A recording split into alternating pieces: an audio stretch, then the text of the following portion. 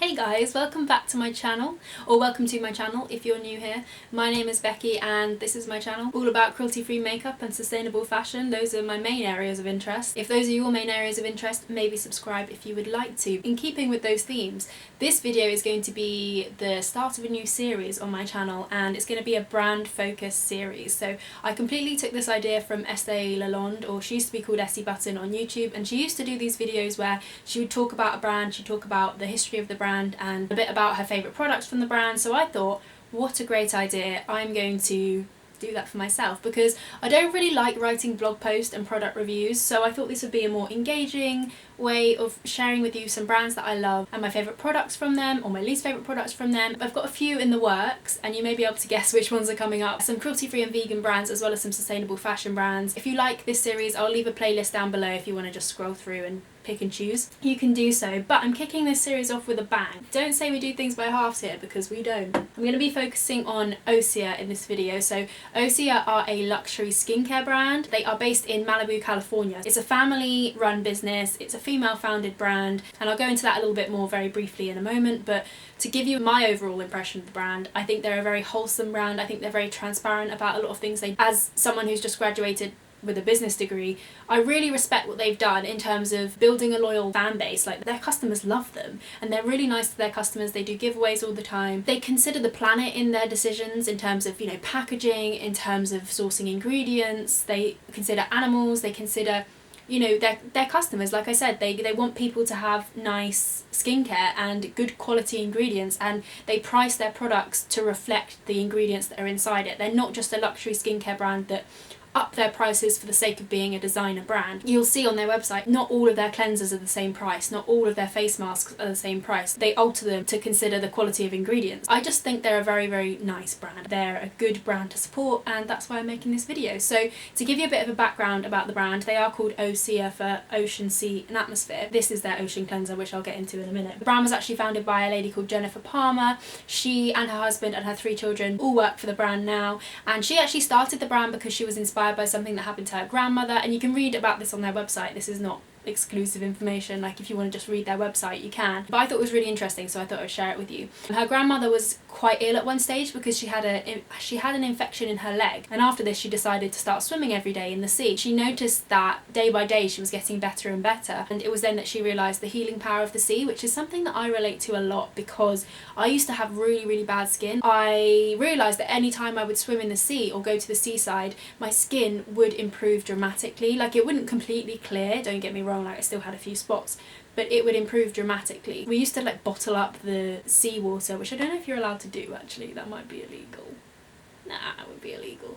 I don't know. But we used to bottle it up and take it with us, so that I think my mum also used it on her plants, but I remember dabbing it on my face. It's basically just salt water, I guess, but it's not, because it has minerals and it's got elements in it that are just, I think it's magical. I genuinely believe in the healing power of the sea. Part of the reason why I'm such a big fan of this brand, because the founder also believed in that, and she put that message into her products. She formulated products with ingredients like algae and seaweed and minerals that are found in the sea, and I think that's really, really cool. So talking of ingredients, I thought I would mention a few things that they don't include in their products. I wrote a few of them down. So obviously they don't include any animal byproducts because the whole brand is vegan.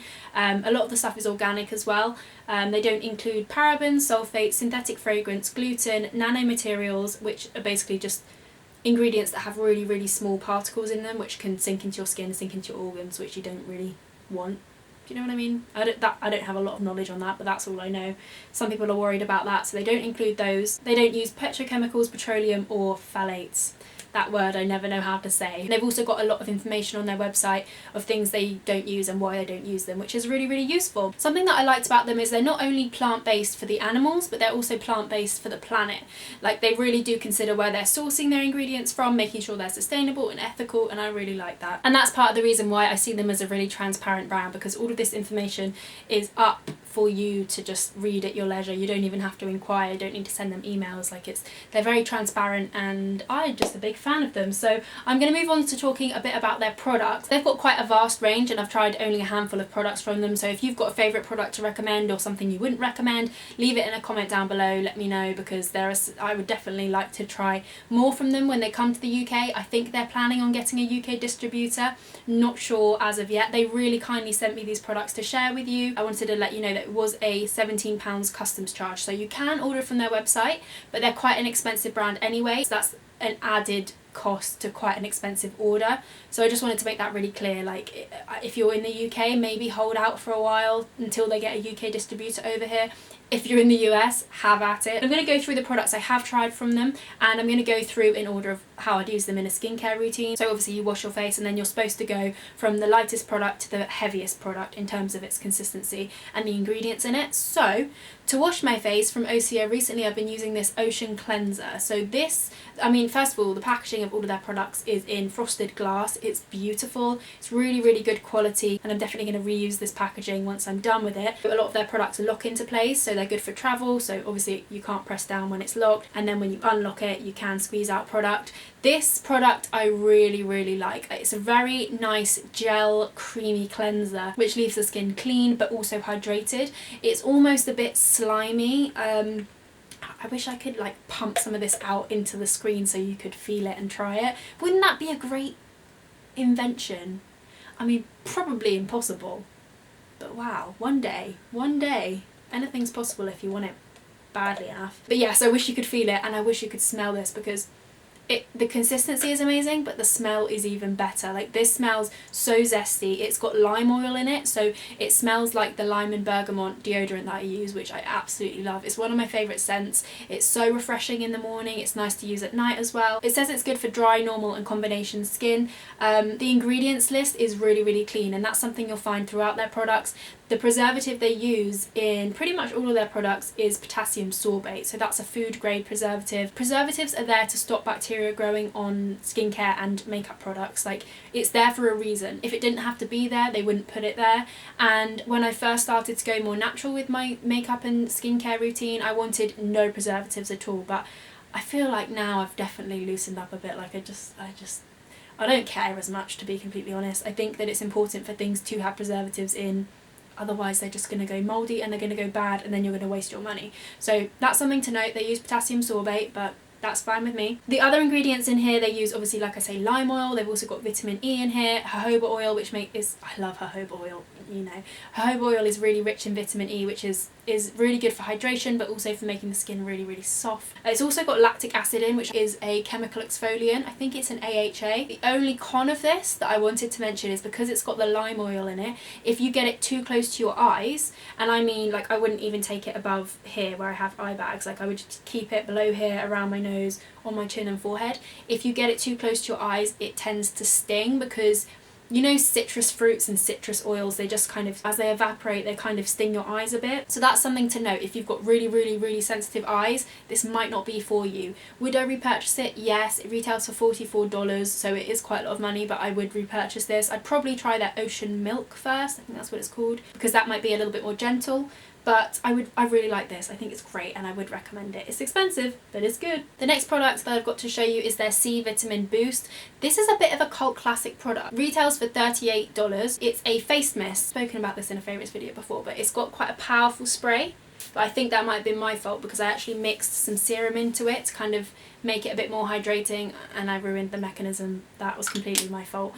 But it is quite a powerful spray, so what I tend to do is spray this in my hands and then just pat it over my face. I like using this mainly in the mornings, but I do use it as I tone it in the evenings as well, and I just pat it into my face until my skin is dry. It doesn't have a scent to it. Like, something that I love about this brand is they don't add fragrance. My pet hate is brands that add fragrance to their skincare. It's just not needed and it really irritates my skin. Oh yeah, I didn't say what skin type I have. I have normal skin, but quite sensitive, sometimes quite dehydrated and lackluster, so I look for things that are hydrating, that are brightening, and this doesn't have any fragrance. It's got resveratrol in it, it's got red algae in it, which is what gives it its red colour. This isn't like a synthetic dye or anything. I really like this, and the product that I've mixed into it is this. This is expensive. This is $88. Is that how much it was? Yeah, $88. I looked it up earlier. Wow. And I really annoyed at myself because I used so much of this. I would like coat it on my hands and rub it all in my face. You need about 3 drops of this. You don't need to go ham on it. This is their hyaluronic C serum. This again is another really popular product. Comes with a little dropper, and I don't know if you'll be able to see as I drop it, but it's not it's quite a thick serum. Like, it's quite slimy. That's how I would describe it. It's really, really slimy, but in a nice way. Like, it feels so hydrating on the skin, so smooth and gel-like. And I put a few drops of this into here, which is what messed up the mechanism. My fault completely. Very expensive, but like I mentioned, they adjust prices of their products to correspond with the quality of the ingredients. So hyaluronic acid, if you don't know, holds water, like it's like 1,000 times its weight in water or something like that. It absorbs water from the atmosphere and, you know, puts it into your skin basically. I'm really not a sciencey person, I'm sorry. Not using the right terms. To be honest, I think it works better in humid climates. Humid, said that really weirdly. Humid climates. The UK, when it's hot, is more of a dry hot. It gets humid before a storm, but most of the time it's a dry heat as opposed to humid. You know, places like LA, they are more humid naturally. I think a lot of America is quite humid. I don't know, I haven't looked at the climate of all of America, and obviously America's a big place. That's something to bear in mind. I have read that depending on the climate you're in, sometimes instead of drawing moisture from the air and putting it into your skin, it can draw it from your skin, absorb it from your skin. So just bear that in mind. I really like this, I get on really well with it, and I'm a big fan. It's expensive, but I think it's worth it. I mean, I don't know if I'll ever have $88 to actually spend on a serum. Hopefully, maybe one day when I'm rich and famous, I will.